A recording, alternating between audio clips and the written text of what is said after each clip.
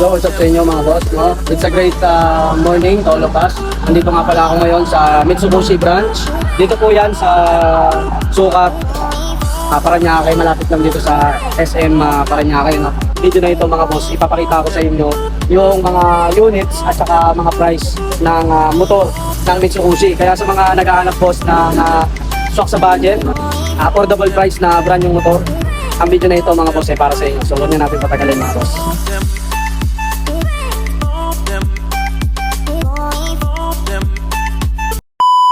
Mga boss, unahin natin yung mga second hand dito mga boss. Meron din sila mga boss na mga repo units, no?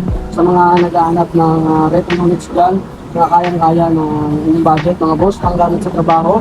Ito na mga boss. Dito lang yan sa Sukat Parañaque, Mitsubishi mga boss. So, pwede kayo dumirekta rito kung around Sukat Parañaque lang kayo mga boss. So, unahin natin mga boss si T-Blade 125. Ang down payment niya ay 1,500. Sumunod natin si SIP, no? Yung 125 na A3 NS2. DP niya 1.5 pa rin. In 30 months 2623. So sunod natin si Superman 1,500 pang down payment na mga boss. Repo units to mga boss ha. DP 1,500. Ayan si SIP 125. Same time ngayon kung naghahanap kayo ng beater man pa rin ay 1,500. In 30 months mga boss 2,761 ang inyong magiging monthly.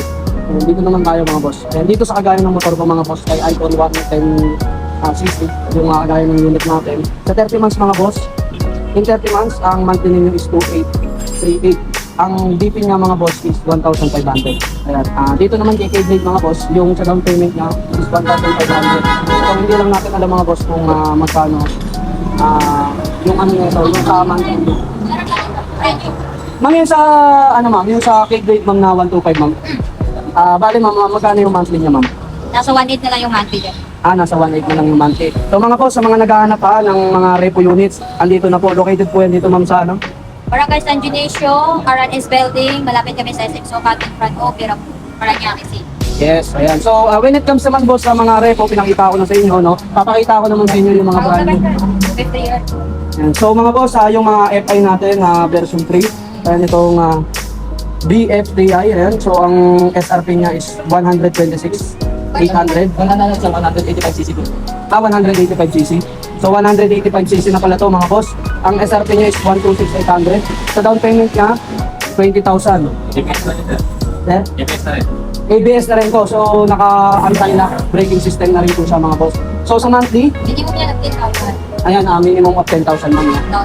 Yes, so sa mga naghahanap ng elegant na, ano to ma'am, sniper?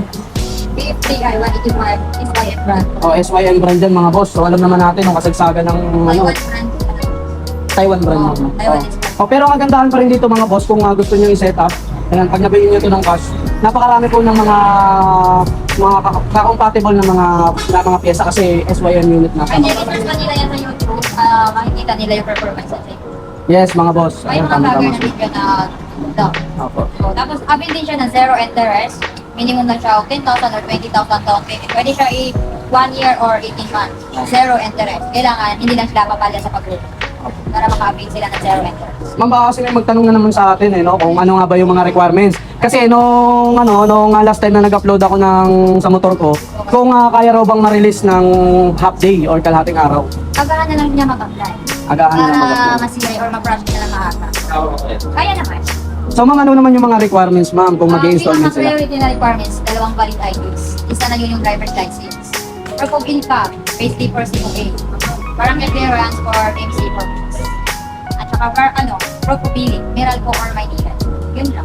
Avail na yan sa 3 years registration, all in sa minimum down payment. Ma'am, paano naman kung wala silang trabaho pero gusto nila mag-installment? Ano yung requirements? Depende kung ano yung saan sila kumukuha ng source of income. So kailangan pa rin ma'am ng co-maker, di ba? Depende sa profile depends. Depende pa rin sa So, upload. pag daling bahay, minsan wala na, pero pag rented, kailangan.